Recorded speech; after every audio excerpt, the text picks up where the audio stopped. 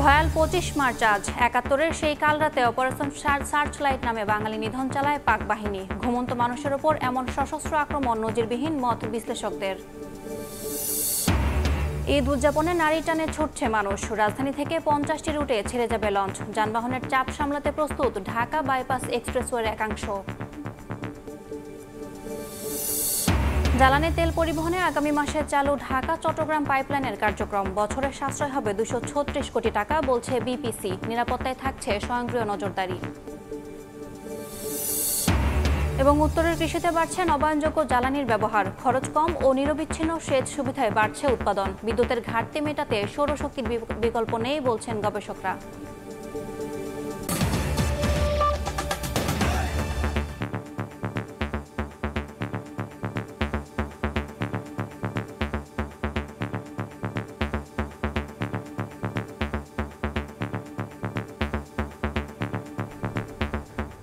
ভোরের সময় সঙ্গে আছি আমি ইয়াসমিন অনন্যা। দেশকে অরক্ষিত করতে সেনাবাহিনীকে বিতর্ক করার প্রচেষ্টা চলছে বলে অভিযোগ করেছেন বিএনপির শীর্ষ নেতারা। সোমবার সন্ধ্যায় রাজধানীর ইস্কাটনে ইফতার মাহফিলে তারা বলেন, সেনাবাহিনীকে জনগণের মুখোমুখি দাঁড় করানোর অপচেষ্টা হচ্ছে। দেশের কোথাও কিছু একটা করার চেষ্টা চলছে। এসব চক্রান্ত ষড়যন্ত্র ঐক্যবদ্ধভাবে মোকাবিলার আহ্বান জানান বিএনপি নেতারা। আমাদের আজকের এই আমন্ত্রণে উপস্থিত হয়েছেন। সাংবাদিকদের সম্মানে রাজধানীর ইস্কাটনে লেডিস ক্লাবে ইফতারের আয়োজন করে বিএনপির মিডিয়া সেল। এতে অংশ নেন দলের মহাসচিব সহ সিনিয়র নেতারা। লন্ডন থেকে ভার্চুয়ালি যোগ দেন ভারপ্রাপ্ত চেয়ারম্যান তারেক রহমান। ইফতার মাহফিলে মির্জা আব্বাস বলেন, দেশের অস্তিত্ব নিয়ে ষড়যন্ত্র চলছে। এতে দেশ বিদেশের একাধিক চক্র জড়িত। ৫ তারিখের আগে যে পরিস্থিতি আমাদের ছিল, তা ৫ তারিখ পর্যন্ত আমাদের এই পরিস্থিতি ছিল, সেই পরিস্থিতি আমাদের দেশে অবস্থান ঠিক রাখতে হবে। তা যদি না হয় এই দেশের কিন্তু অস্তিত্ব বিলীন হয়ে যাবে। এই দেশের অস্তিত্বকে নষ্ট করার জন্য দেশে এবং বিদেশে বহু চক্র কাজ করছে। মির্জা ফখরুল বলেন, বাংলাদেশকে অরক্ষিত করতেই সেনাবাহিনীকে সুচতুরভাবে নিশানা করা হয়েছে। বাংলাদেশের স্বাধীন সর্বত্র যেন বিপন্ন হয়, আমরা যেন আবার অরক্ষিত হয়ে পড়ি। আমাদের সেই দেশপ্রেমী সেনাবাহিনী যারা দেশের প্রতিটি গুরুত্বপূর্ণ মুহূর্তে জাতির পাশে এসে দাঁড়িয়েছে, তাদেরকে আজকে আবার বিতর্কিত করার একটা হীন প্রচেষ্টা শুরু হয়েছে। তারেক রহমান বলেন, সেনাবাহিনী ও জনগণকে মুখোমুখি দাঁড় করানোর ষড়যন্ত্র চলছে। ষড়যন্ত্র রুখে দিতে সবাইকে ঐক্যবদ্ধ হওয়ার আহ্বান জানান তিনি। এই মুহূর্তে আমরা দেখতে পাচ্ছি বাংলাদেশের যে সার্বভৌমত্ব থেকে আমরা সাধারণত দ্বিতীয় থেকে একটা বাংলাদেশ সেনাবাহিনী, সেই সেনাবাহিনীকে আমরা দেখতে বিতর্কিত করার চেষ্টা করা হচ্ছে, জনগণের মুখোমুখি করানোর চেষ্টা করা হচ্ছে। এটি পিছনে নিশ্চয়ই কোনো ষড়যন্ত্র আছে। কোথাও কিছু একটা কেউ হয়তো করার চেষ্টা করছে। যে সকল বাংলাদেশের নাগরিক স্বৈরাচারকে বিদায় করানোর জন্য, নিজের গণতান্ত্রিক অধিকারকে প্রতিষ্ঠিত করার জন্য নিজের জীবনকে উৎসর্গ করেছেন, এই উৎসর্গ যেন সার্থক হয়, তার জন্য আমাদের সকলকে এক প্ল্যাটফর্মে এসে কাজ করতে হবে। এদিকে বাংলাদেশ মেডিকেল বিশ্ববিদ্যালয়ে ঢাকাস্থ চট্টগ্রাম মেডিকেল কলেজে জাতীয়তাবাদী চিকিৎসকদের ইফতারে যোগ দেন আমির খসরু মাহমুদ চৌধুরী। বলেন, নির্বাচন বানচালের চেষ্টা করছে একটি চক্র। হাসিনা এক পথে গণতন্ত্র ধ্বংস করেছে, এখন আরেকটা শক্তি ভিন্ন পথে ভিন্ন চিন্তায় আগামী দিনে নির্বাচনকে বানচাল করার চেষ্টা করছে। এ সময় নির্বাচন বাধাগ্রস্তকারীরা গণতন্ত্রের শত্রুতে পরিণত হবে বলে সতর্ক করেন আমির খসরু। হাসান ওয়ালি, সময় সংবাদ, ঢাকা। দেশে বহুদলীয় গণতন্ত্র প্রতিষ্ঠায় কোনো ফ্যাসিস্ট দল যেন রাজনীতি করার সুযোগ না পায়, সে বিষয়ে অন্তর্বর্তী সরকারকে সতর্ক থাকার আহ্বান জানালো এনসিপি। গুম খুনের দায়ে আওয়ামী লীগকে সন্ত্রাসী দল হিসেবে চিহ্নিত করে নিবন্ধন বাতিলের দাবি জানান নাহিদ ইসলাম। আওয়ামী লীগকে যারা পুনর্বাসিত করতে চায় তাদের রুখে দেওয়ার হুঁশিয়ারি দিয়েছেন হাসনাত আব্দুল্লাহ। সোমবার সারা দেশে বিভিন্ন কর্মসূচিতে এমন দাবি জানিয়েছেন এনসিপির শীর্ষ নেতারা। জুলাই আগস্টে গণ অভ্যুত্থানের মধ্য দিয়ে ১.৫ দশকের বেশি সময় ধরে ফ্যাসিজম কায়েম করা আওয়ামী লীগকে উৎখাত করে ছাত্র জনতা। গত ১৫ বছরে গুম খুনের দায়ে আওয়ামী লীগকে সন্ত্রাসী দল হিসেবে চিহ্নিত করে নিবন্ধন বাতিলের দাবি জানান এনসিপির আহ্বায়ক নাহিদ ইসলাম। গত ১৫ বছরে যে গণহত্যা, গুম এবং জুলাই হত্যাকাণ্ড, এত কিছুর পরে তারা আসলে রাজনৈতিক দল হিসেবে বিবেচিত হতে পারে না। বরং সরকারের উচিত, এবং আমরা সেই দাবি জানাচ্ছি যে আওয়ামী লীগকে সন্ত্রাসী সংগঠন হিসেবে ঘোষণা করতে হবে এবং আওয়ামী লীগের নিবন্ধন বাতিল করতে হবে। বাংলাদেশ এখন একটি দেশে বহুদলীয় গণতন্ত্র প্রতিষ্ঠায় কোনো ফ্যাসিস্ট দল যেন রাজনীতি করার সুযোগ না পায় সে বিষয়ে অন্তর্বর্তী সরকারকে সতর্ক থাকার আহ্বান জানান এনসিপির সদস্য সচিব আক্তার হোসেন। আওয়ামী লীগকে যারা পুনর্বাসিত করতে চায় তাদের ফ্যাসিজম বিরোধী শক্তির শত্রু হিসেবে উল্লেখ করে রুখে দেওয়ার হুঁশিয়ারি দলটির দক্ষিণাঞ্চলের মুখ্য সংগঠক হাসনাত আব্দুল্লাহর। বহুদলীয় গণতন্ত্রে যেন কোনোভাবেই কোনো ফ্যাসিস্ট শক্তি তাদের অংশগ্রহণ করতে না পারে, এই কারণে বিচারিক যে প্রসেসের মধ্য দিয়ে যাওয়া দরকার, অন্তর্বর্তীকালীন সরকার সেই প্রসেস মেনটেন করবে। যারা ফ্যাসিস্ট আওয়ামী লীগকে কোনোভাবে পুনর্বাসন করতে চাইবে, যারা ভালো আওয়ামী লীগ এবং খারাপ আওয়ামী লীগের যে বয়ান এখন মার্কেটে আনতে চাচ্ছেন, আমাদের শত্রু জ্ঞান আমরা তাকেই করব যারা আওয়ামী লীগকে বন্ধু জ্ঞান করবে। এদিকে আওয়ামী লীগকে পুনর্বাসন ইস্যুতে হাসনাতের বক্তব্যের সঙ্গে এনসিপির মতানৈক্য নেই বলে দাবি করেন দলটির উত্তরাঞ্চল বিষয়ক সমন্বয়ক সার্জিস আলম। হাসনাতের যে লেখাটা ছিল এটার সাথে কিন্তু আমার কিছু পারসেপশন রিসিভ করার ক্ষেত্রে দ্বিমত ছিল, তার পুরো বক্তব্যের সাথে বক্তব্য লাইনগুলোর সাথে কিন্তু কোথাও দ্বিমত ছিল না। নতুন করে আওয়ামী লীগ, রিফাইন্ড আওয়ামী লীগের যে আইডিয়া, এই সামগ্রিক বিষয়গুলোতে কোনো দ্বিমত ছিল না। বাংলাদেশ সেনাবাহিনীর প্রতি আমাদের যে রেসপেক্টের জায়গাটা আছে সেটা প্রতিষ্ঠান হিসেবে তারা ধরে রাখবে। বাংলাদেশের অভ্যন্তরীণ যে রাজনীতি, এই রাজনীতিতে তাদের যে আমরা কখনোই তাদের কোনো হস্তক্ষেপ প্রত্যাশা করব না। কূটনীতিকদের নিয়ে আয়োজিত ইফতার মাহফিলে এনসিপিকে শুধু একটি নতুন রাজনৈতিক দল নয়, বাংলাদেশের নতুন রাজনৈতিক বন্দোবস্তের সূচনা হিসেবে দেখার আহ্বান জানান দলের আহ্বায়ক Nahid Islam. We ask you to see us not simply as a new party but as the beginning of a new political culture. Jumman Sadiq, জ্যাভলিন, সময় সংবাদ, ঢাকা। নোয়াখালীর হাতিয়ায় জাতীয় নাগরিক পার্টি এনসিপির জ্যেষ্ঠ যুগ্ম সমন্বয়ক আব্দুল হান্নান মাসুদের পথসভায় হামলার অভিযোগ উঠেছে। এতে হান্নান মাসুদ সহ আহত হন এনসিপির অন্তত 50 নেতাকর্মী। প্রতিবাদে সড়কে অবস্থান নিয়ে বিক্ষোভ করেন তারা। এদিকে হামলায় স্থানীয় বিএনপি নেতাকর্মীরা জড়িত দাবি করে ঢাকায় বিক্ষোভ মিছিল করে দোষীদের দ্রুত আইনের আওতায় আনার দাবি জানিয়েছেন এনসিপির নেতাকর্মীরা। জুলাই গণহত্যার দ্রুত বিচার দাবিতে আন্তর্জাতিক অপরাধ ট্রাইব্যুনালের সামনে বিক্ষোভ করেছেন শহীদ পরিবারের সদস্যরা। একই সঙ্গে আওয়ামী লীগ নিষিদ্ধের দাবিও জানিয়েছেন তারা। এদিকে মামলার সংখ্যা ও তদন্তের অগ্রগতি নিয়ে অসন্তোষ প্রকাশ করেছেন ট্রাইব্যুনাল।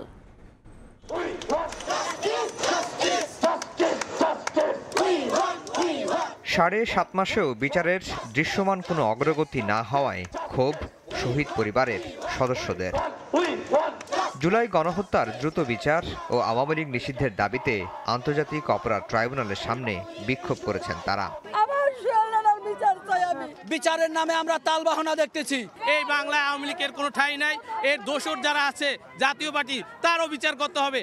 তদন্ত সংশ্লিষ্টরা বলছেন, এখন পর্যন্ত অন্তত 20 জন পুলিশ সদস্য গ্রেফতারি পরোয়ানা জারির পর গা ঢাকা দিয়েছেন। গ্রেফতারের আদেশের তথ্য পাচারের কারণে তাদের ধরা যায়নি। এছাড়া জুলাই আগস্টের হত্যাযজ্ঞের সঙ্গে সরাসরি জড়িত অনেকেই ধরাছোঁয়ার বাইরে থাকায় ক্ষোভ প্রকাশ করেছেন নিহতের পরিবারের সদস্যরা।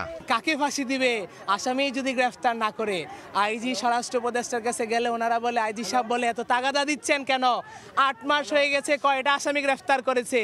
এদিন 2016 সালে কল্যাণপুরে জঙ্গি নাটক সাজিয়ে 9 জনকে হত্যা এবং জুলাই হত্যাকাণ্ডের পৃথক 3 মামলায় সাবেক পুলিশ মহাপরিদর্শক শহীদুল হক, সাবেক ডিএমপি কমিশনার আসাদুজ্জামান মিয়া সহ 6 জনকে হাজির করা হয় ট্রাইব্যুনালে। প্রায় 1500 মানুষকে হত্যা, অন্তত 30,000 আহত হওয়ার ঘটনায় মামলার সংখ্যা, আসামি গ্রেফতার এবং তদন্তের অগ্রগতি নিয়ে অসন্তোষ প্রকাশ করেন আদালত।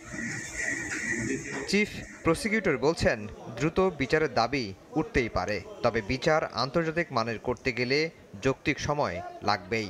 আমরা যেমন দ্রুততম সময়ের মধ্যে মানুষকে ধরে এনেই তো এখানে, এটা তো মব জাস্টিস না, তাৎক্ষণিক বিচার তো এটা না, এটা ক্রাইমস এগেনস্ট হিউম্যানিটি, জটিলতম অপরাধ, জটিলতম তদন্ত পদ্ধতি, বিচারের পদ্ধতি, সেটাকে আন্তর্জাতিক স্ট্যান্ডার্ড অনুযায়ী করতে হবে।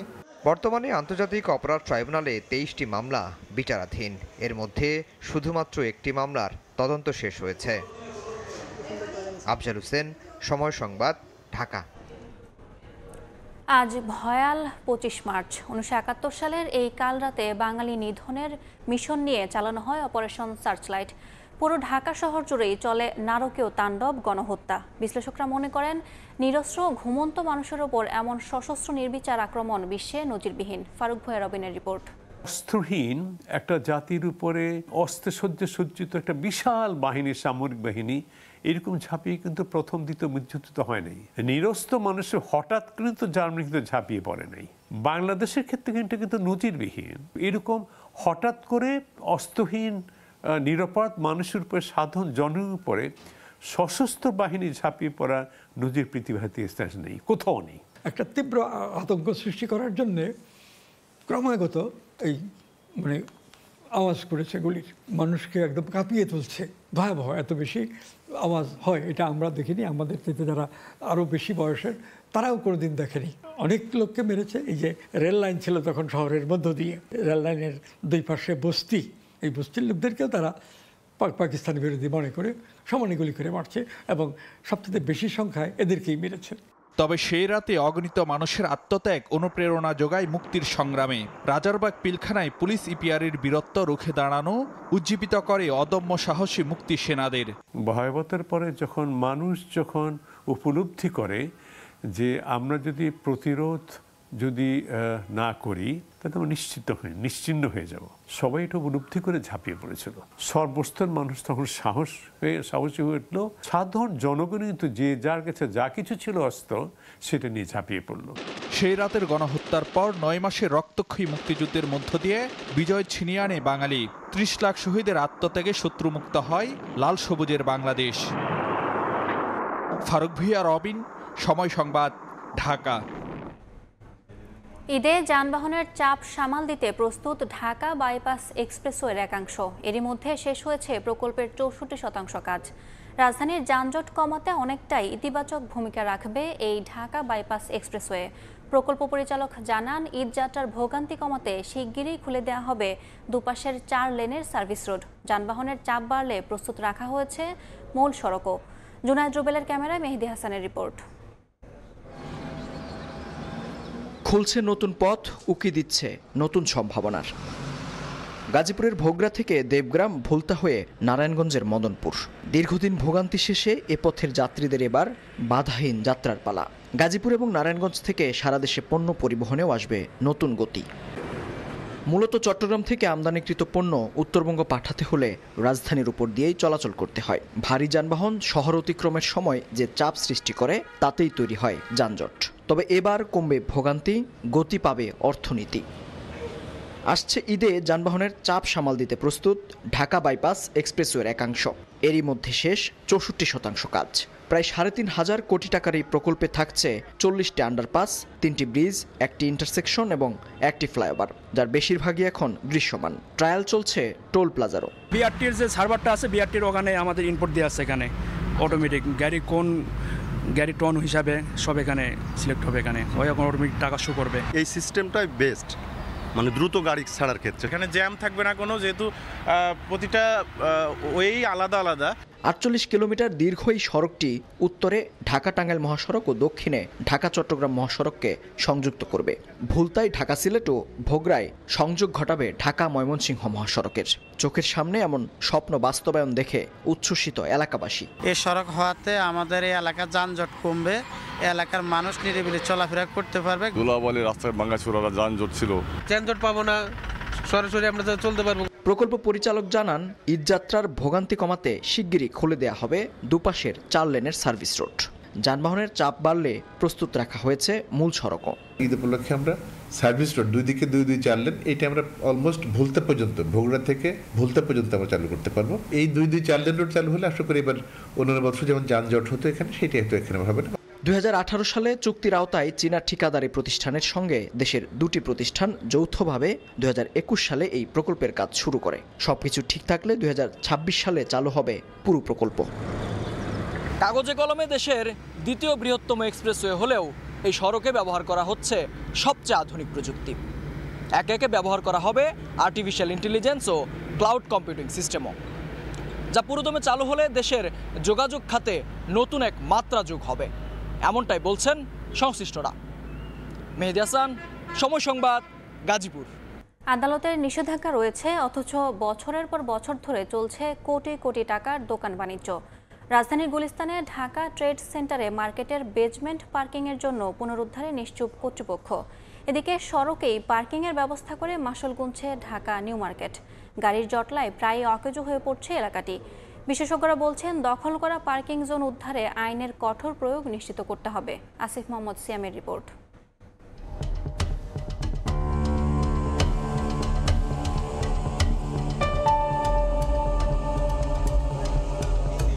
কাগজে কলমে পার্কিং জোন, সেই অনুযায়ী থাকার কথা যানবাহন, অথচ দোকানে দোকানে দেদারসে চলছে বেচাকেনা। উচ্চ আদালতের নিষেধাজ্ঞা থাকলেও তা মানছে না কেউ। রাজধানীর গুলিস্তানে ঢাকা ট্রেড সেন্টারের বেসমেন্টেই দোকান রয়েছে অন্তত 570টি। 50 থেকে 70 লাখ টাকায় বিক্রি হয়েছে এক একটি দোকান। প্রতিটি দোকানের মাসিক ভাড়া 25 থেকে 60,000 টাকা। ঢাকা ট্রেড সেন্টারের নিচে যখনই ঢুকবেন তখনই দেখবেন দোকান। এখানে কোনো পার্কিং এর কোনো শব্দ নাই, কোথাও লেখাও আপনি দেখবেন না। আমাদের তো এখানে আছি আলহামদুলিল্লাহ, আল্লাহ যতদিন রাখে এখানেই থাকবো। যেটা বলছে ওইটা সঠিক না, ওইটা সিটি কর্পোরেশন থেকে অস্থায়ী বরাদ্দ করতে হবে আমাদের। দখলদারিতে পিছিয়ে নেই গুলিস্তানের অন্যান্য বিপণী বিতানও। সিটি কর্পোরেশনের নকশায় ফুলবাড়িয়া সুপারমার্কেট 1 এবং রাজুকের নকশায় এনএক্সকো টাওয়ারের বেসমেন্টে গাড়ি পার্কিং হওয়ার কথা থাকলেও একইভাবে চলছে দোকান বাণিজ্য। সিটি কর্তৃপক্ষ অস্থায়ী কিছু বরাদ্দ দিয়েছিল, ওই ব্যবসায়ীরাই দাবি করে আসছিল যে এই জায়গাটিতে তাদেরকে যেন বরাদ্দ দেওয়া হয়, কিন্তু বেসমেন্ট আমরা আসলে কোনোভাবেই পার্কিং এরিয়াতে ব্যবসায়ীদেরকে রাখতে চাচ্ছি না। তো আমরা এই যারা কার্যক্রমটা এখানে পার্কিং হিসেবে থাকবে এবং সেটা স্পষ্ট করে বলে দিতে যাচ্ছি। এদিকে ঢাকার নিউ মার্কেটে পার্কিং এর ক্ষেত্রে ভরসা এই সড়ক, কিন্তু যানবাহনের চাপে যা এখন গলার কাটা। নির্ধারিত জায়গা পেরিয়ে সড়কের বেশিরভাগ অংশে চলছে স্বেচ্ছাচারী গাড়ি পার্কিং। এতে মাঝ রাস্তায় গাড়ির জটলা বাঁধলেও মাথা ব্যথা নেই কারো। পরিস্থিতি নিয়ন্ত্রণে মামলা জরিমানাও মিলছে না সুফল। আমরা চেষ্টা করি তাদেরকে মামলার মাধ্যমে নিবৃত্ত করার জন্য, কিন্তু এর মাধ্যমেও অনেক সময় আসলে তাদেরকে নিয়ন্ত্রণ করা সম্ভব হয় না। তো ক্ষেত্র বিশেষে আমাদের গাড়ি রেখার করতে হয়, ডাম্পিং করতে হয়। দখল করা পার্কিং এর জায়গা পুনরুদ্ধার ও দখলদারদের বিরুদ্ধে আইনি পদক্ষেপ নেওয়ার পরামর্শ দিয়েছেন বিশেষজ্ঞরা। যে সমস্ত শপিং মল, বড় বড় ইনফ্রাস্ট্রাকচার, হসপিটাল, স্কুল, যারা কিনা তাদের নিজেদের পার্কিং স্পেস নাই বা থাকলেও সেটা তারা বাণিজ্যিকভাবে ব্যবহার করছে, তাদের বিরুদ্ধে ব্যবস্থা নেওয়াটা যেমন প্রয়োজন, পাশাপাশি হচ্ছে যে তাদের কোনো গাড়ি যাতে রাস্তায় জটলা তৈরি করতে না পারে সেটার জন্য আইনের প্রয়োগটা প্রয়োজন। অ্যাপ ভিত্তিক সিস্টেম যদি চালু করা যায়, যেমন অনেক আবাসিক এলাকার পার্কিং স্পেসগুলো দিনবেলা ফাঁকা থাকে, সেখানে যদি আমরা পার্কিংগুলো ব্যবহার করতে পারি তাহলে দেখা যাবে যে রাস্তা থেকে আমি গাড়ি সরাতে পারবো। অবৈধ পার্কিং এর কারণে জরিমানার পরিমাণ বাড়ানোর পাশাপাশি গাড়ি রাখার জায়গা বৃদ্ধির তাগিদ এই বিশেষজ্ঞের। আসিফ মোহাম্মদ সিয়াম, সময় সংবাদ, ঢাকা। জ্বালানি তেল পরিবহনে আগামী মাসে শুরু হচ্ছে চট্টগ্রাম ঢাকা পাইপলাইনের বাণিজ্যিক কার্যক্রম। এর মধ্যে পরীক্ষামূলকভাবে পরিবহন হয়েছে জ্বালানি তেল। বিপিসি জানাচ্ছে, ভূগর্ভস্থ এই পাইপলাইনে দ্রুত ও পরিবেশ বান্ধব উপায়ে পরিবহন করা যাবে বছরে 27 লাখ মেট্রিক টন ডিজেল। এতে বার্ষিক সাশ্রয় হবে 236 কোটি টাকা। পাইপলাইনের নিরাপত্তায় থাকছে আধুনিক প্রযুক্তি নির্ভর স্বয়ংক্রিয় নজরদারি। মোমেন হোসেনের ছবিতে ফারুক ভৈনব রবিনের রিপোর্ট। সাগরপথে আমদানি কিংবা চট্টগ্রামের ইস্টার্ন রিফাইনারিতে পরিশোধনের পর সাধারণত নৌপথ, ট্যাঙ্ক, লরি আর রেল ওয়াগনে দেশের নানা প্রান্তে পরিবহন করা হয়ে থাকে জ্বালানি তেল। তুলনামূলক সময় সাপেক্ষ এই প্রক্রিয়ায় পদে পদে থাকে চুরি, পদ্ধতিগত লোকসান আর অপচয়ের ঝুঁকি।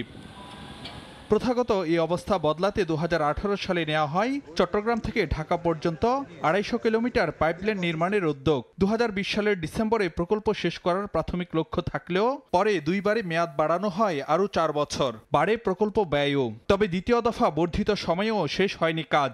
ডিপিপি পর্যায়ে বিভিন্ন সময় এস্টিমেশন, তারপরে ডিপিপি করে কোন মডালিটি নির্ধারণ, এই কারণে কিছুদিন দেরি হয়েছে। মার্চে প্রকল্পের মেয়াদ শেষ হয়ে যাবে। হোপফুলি এপ্রিল থেকে আমরা এটা কমার্শিয়াল অপারেশনে যাওয়ার চেষ্টা করব। বাংলাদেশ পেট্রোলিয়াম কর্পোরেশন বিপিসি জানাচ্ছে, 16 ইঞ্চি ব্যাসের 250 কিলোমিটার ভূগর্ভস্থ পাইপলাইনের মাধ্যমে কেবল ডিজেল পরিবহন করা হবে, আর বছরে তার পরিমাণ হবে 27 লাখ মেট্রিক টন। ভবিষ্যতে চাহিদা বাড়লে সুযোগ আছে এ সক্ষমতা 54 লাখ মেট্রিক টনে উন্নীত করার। এতে জ্বালানি পরিবহনের সময় ও খরচ দুই বাঁচবে, বছরে সাশ্রয় করা যাবে 236 কোটি টাকা। আর তা সম্ভব হলে 16 বছরেই উঠে আসবে 36,000 কোটি টাকার বিনিয়োগ। আমাদের বিভিন্ন ছোট ছোট ট্যাঙ্কারে করে এগুলো আনতে হতো, অনেক হ্যাজার্ড আছে, সেই ট্যাঙ্কার আমাদের ইউজ করতে হবে না এবং আমাদের কস্ট মিনিমাইজ হয়ে যাবে। এবং আমরা এটা অটোমেশনের আওতায় আছে, যতটুকু পাইপলাইন সো দ্যাট এখানে আমাদের কিন্তু ওয়েস্টেজও অনেক কমে যাবে। যেহেতু ঢাকা এবং চিটাগংয়ের মধ্যে একটা বিরাট অ্যামাউন্ট অফ তেল আমাদেরকে কন্টিনিউয়াসলি ট্রান্সফার করতে হয়, মোর রিলায়েবলি আমরা যখন দরকার তখন আমরা এই দুইটা সেন্টারের মধ্যে সুষ্ঠুভাবে নির্বিঘ্নে যদি আমরা এই ট্রান্সফারগুলো করতে পারি, তাহলে আমি মনে করি এটা আমাদের লং টার্মে এটা লাভ হবে। পাইপলাইনের নিরাপত্তাগত ব্যবস্থাপনায় থাকছে স্কাডা টেলিকমিউনিকেশন ও ক্যাথোডিক সুরক্ষা পদ্ধতির মতো আধুনিক প্রযুক্তি নির্ভর স্বয়ংক্রিয় নজরদারি। জ্বালানি তেল পরিবহনে দীর্ঘ 250 কিলোমিটার পাইপলাইন ও সংশ্লিষ্ট বিভিন্ন অবকাঠামো নির্মাণ পিপিসির জন্য একেবারেই নতুন অভিজ্ঞতা। আর বিপুল কর্মযজ্ঞ শেষে বহুল কাঙ্ক্ষিত সে পাইপলাইন এখন বাণিজ্যিক কার্যক্রমের জন্য প্রায় প্রস্তুত, যা দেশের জ্বালানি খাতের জন্য মাইলফলক হয়ে থাকবে বলে মনে করেন প্রকল্প সংশ্লিষ্টরা। ফারুক ভিয়া, রবিন, সময় সংবাদ, গোদনাইল রিসিভিং টার্মিনাল, নারায়ণগঞ্জ। শতভাগ শুল্কমুক্ত সুবিধা দেওয়ার পরও চীনে রফতানি বাড়াতে পারছে না বাংলাদেশ। বেড়েই চলেছে বাণিজ্য ঘাটতি। ব্যবধান কমিয়ে আনতে প্রয়োজন রফতানি বৈচিত্র্যকরণ। এজন্য চীনা বিনিয়োগকারীদের বাংলাদেশে আনার পরামর্শ দিলেন ব্যবসায়ী ও অর্থনীতিবিদরা। প্রধান উপদেষ্টার আসন্ন চীন সফরে এ বিষয়ে উদ্যোগ নেওয়ার তাগিদ তাদের। ইয়ানুর শিফাতের প্রতিবেদনে বিস্তারিত। আমদানি করা চীনা পণ্যের ওপর অনেকটাই নির্ভরশীল বাংলাদেশের অর্থনীতি। গেল অর্থ বছরে চীন থেকে আমদানি ব্যয় ছাড়িয়েছে 1664 কোটি ডলার, যা মোট আমদানি ব্যয়ের 26.31%। বিপরীতে দেশটিতে রফতানি হয়েছে মাত্র 41 কোটি ডলার মূল্যের পণ্য, যা মোট রফতানির কেবল 1%।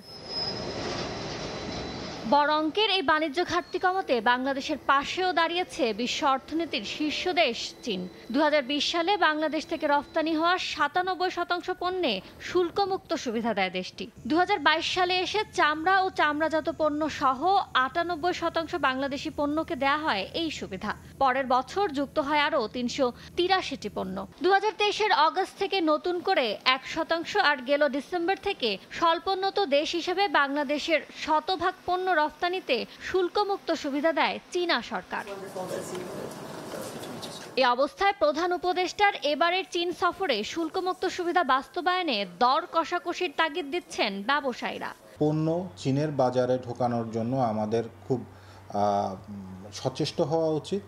2 হচ্ছে তাদের এখান থেকে আমরা যত বেশি বিনিয়োগ বাংলাদেশে নিয়ে আসতে পারবো, এই দুইটার সম্মিলনেই কিন্তু আমরা চীনের সাথে যে আমাদের একটা বড় ট্রেড গ্যাপ আছে সেটাকে কমিয়ে আনতে পারি। আশা করি যে এই বিষয়গুলো এইবার যথাযথভাবে উত্থাপিত হবে। বাংলাদেশের শীর্ষ বিনিয়োগকারী দেশগুলোর মধ্যে কখনো দ্বিতীয় আবার কখনো তৃতীয় অবস্থানে থাকে চীন। দেশটিতে রফতানি বাড়িয়ে বাণিজ্য ঘাটতি কমাতে চীনা বিনিয়োগ আকর্ষণে গুরুত্ব দেওয়ার পরামর্শ অর্থনীতিবিদদের। আমাদের যে ট্রেড বাস্কেটটা আছে চীনের সঙ্গে, এইটাকে আরো বৈচিত্র্যময় করা, এই দিকে দৃষ্টিটা দিতে হবে। উৎপাদন ক্ষমতাটাকে বৃদ্ধি করা, যাতে আমরা রপ্তানিযোগ্য পণ্যের উৎপাদনটা বাড়াতে পারি। প্রতিবেশী যেসব দেশ, সেসব দেশের সাথে যদি বাণিজ্য সম্পর্ক আরও ভালো করতে পারে, বিশেষত চীনের বিনিয়োগ বাংলাদেশে আসা, সেই বিনিয়োগের উপর ভিত্তি করে বাংলাদেশের রপ্তানি চীনের বাজারে যাওয়া, সাপ্লাই সাইড ক্যাপাসিটিগুলো আমরা বাড়াতে পারি, উৎপাদন সক্ষমতা এবং চীনের বিনিয়োগ সেখানে একটা ইতিবাচক ভূমিকা রাখতে পারে। চীন আমদানি করে এমন পণ্যের উৎপাদনে প্রতিযোগিতা সক্ষমতা বাড়ানোর উপর জোর দেন এই অর্থনীতিবিদ। চীন আমদানি করে সেই ধরনের পণ্য এখানে প্রডিউস করবে। ইয়ানুর শিফাত, সময় সংবাদ, ঢাকা। অ্যালটেক অ্যালুমিনিয়াম, গড়ে উঠছে আগামী শহর। উত্তরাঞ্চলে কৃষিতে বাড়ছে নবায়নযোগ্য জ্বালানির ব্যবহার। খরচ কম হওয়ার পাশাপাশি নিরবিচ্ছিন্ন সেচ সুবিধার কারণে উৎপাদনও বাড়ছে।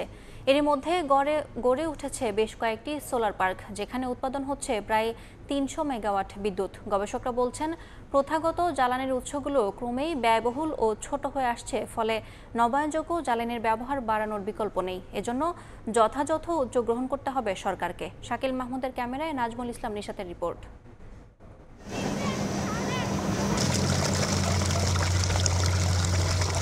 রংপুরের বদরগঞ্জ উপজেলার লোহানীপাড়া গ্রাম। গেল 8 বছর ধরে এখানকার কৃষকরা সেচ দিচ্ছেন সৌরবিদ্যুৎ দিয়ে। জানালেন, ডিজেল কিংবা বিদ্যুৎ চালিত সেচ যন্ত্রের তুলনায় খরচ অর্ধেক। এছাড়াও লোডশেডিং এর ঝামেলা না থাকায় সেচ দেওয়া যায় সময় মতো। শুধু রংপুর ও ঠাকুরগাঁওয়ে সোলার ইরিগেশন প্রজেক্ট থেকে বিদ্যুৎ উৎপাদন হচ্ছে 39.28 মেগাওয়াট। মানে পানি নিয়ে কোনো সমস্যা হয় না। পানি যখন দরকার সকলে পানি দেয়। এটাতে আমার খরচাও কম, এটাতে হলো 3000 টাকা বিঘাই। আর আমার বরন্দরতে আর কি বেশি লাগে, বরন্দরতে খরচাও বেশি, টাকা পয়সা বেশি যায়। ডিপ ফুটির দুনিয়া ধরিয়েছে, পানি নেই, মানুষের সাথে কাজিয়ে ঝগড়া, পানি নেই, আবাদ মারা যাচ্ছে। বিদ্যুতের খরচ একটু বেশি, বিদ্যুৎ সময়তে থাকে না, এই যায় আসা করে যাওয়া আসা করে, তার থেকে এটা খুব সুন্দর চলে। বর্তমানে দেশে প্রাকৃতিক গ্যাস থেকে 39.62% বিদ্যুৎ উৎপাদন হচ্ছে। বাকি বিদ্যুৎ আসে কয়লা, হেভি ফুয়েল অয়েল, ডিজেল ও ক্যাপটিভ পাওয়ার থেকে। এর মধ্যে শুধুমাত্র 4.99% আসে নবায়নযোগ্য জ্বালানি থেকে। তবে প্রাকৃতিক গ্যাসের মজুদ কমতে থাকায় নবায়নযোগ্য জ্বালানিতে গুরুত্ব দেওয়ার বিকল্প নেই। কস্ট বলেন বা এনভায়রনমেন্ট ফ্রেন্ডলি সব দিক থেকে আমাদের এটার অন্য কোনো আপাতত অন্য কোনো সেকেন্ড কোনো অপশন নাই আর কি রিনিউয়েবল এনার্জির।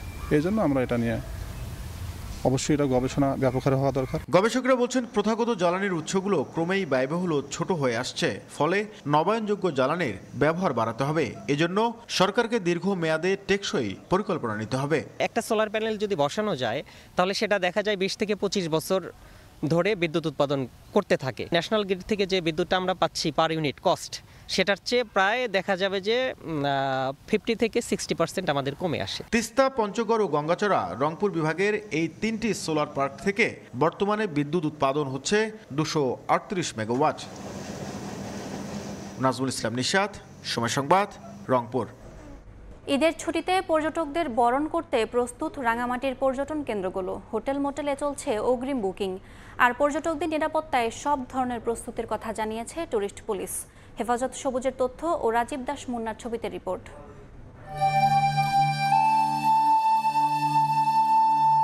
আঁকাবাঁকা পাহাড়ি পথ, শুনশান নীরব প্রকৃতি যেন তার সান্নিধ্যে ডাকছে পর্যটকদের। কদিন পরেই ঈদ উল ফিতর, এবছর লম্বা ছুটি। রাঙামাটির স্পটগুলো রং তুলিতে নতুন রূপ নিচ্ছে। সংস্কার শেষে সারিবদ্ধভাবে বোটগুলো বেঁধে রাখা হয়েছে ঘাটে। প্রস্তুত হাউস বোটও। হোটেল মোটেল আর রিসোর্টে চলছে আগাম বুকিং। আপনারা সাজেকে ঘুরতে আসেন, আপনাদেরকে আমরা এই ঈদের উপলক্ষে বরণ করে নেওয়ার জন্য আমরা প্রস্তুত আছি। হ্রদে ঘোরার জন্য ওনাদেরকে বরণ করে নেওয়ার অপেক্ষায় আমরা আছি। পর্যটকদের নিরাপত্তায় সব ধরনের প্রস্তুতির কথা জানিয়েছে টুরিস্ট পুলিশ। পুলিশ পোশাকের পাশাপাশি আমরা সাদা পোশাকেও নজরদারি অব্যাহত রাখবো এবং আমরা আশা করছি যে বাংলাদেশ থেকে যারা এখানে আসবে তারা স্বাচ্ছন্দ্যে তাদের ঈদ পরবর্তী সময়টা এখানে আনন্দ উপভোগ করতে পারবে। ঈদের ছুটিতে রাঙামাটিতে 50,000-এর বেশি পর্যটকের আগমনের আশা পর্যটন সংশ্লিষ্টদের। সময় সংবাদ, রাঙামাটি। বৈশাখ বরণে শোভাযাত্রার নাম মঙ্গল শোভাযাত্রাই থাকছে। এতে শুধু বাঙালি নয়, অংশ নেবে সব জাতিগোষ্ঠী। ঢাকা বিশ্ববিদ্যালয়ে নববর্ষ উদযাপনের প্রস্তুতি বিষয়ক সভা শেষে সংস্কৃতি বিষয়ক উপদেষ্টা জানান, সংস্কৃতির সব ধারাকে এক জায়গায় আনাই লক্ষ্য। এবার মঙ্গল শোভাযাত্রার প্রতিপাদ্য ঠিক করা হয়েছে নববর্ষের ঐকতান, ফ্যাসিবাদের অবসান। পহেলা বৈশাখ মানেই বাংলার লোকজ সংস্কৃতির সঙ্গে জীবনের মেলবন্ধন। প্রতিবারের মতো এবারও সমস্ত গ্লানি মুছে জরা ঘুচে নতুন শুরুর অপেক্ষায় পুরো জাতি।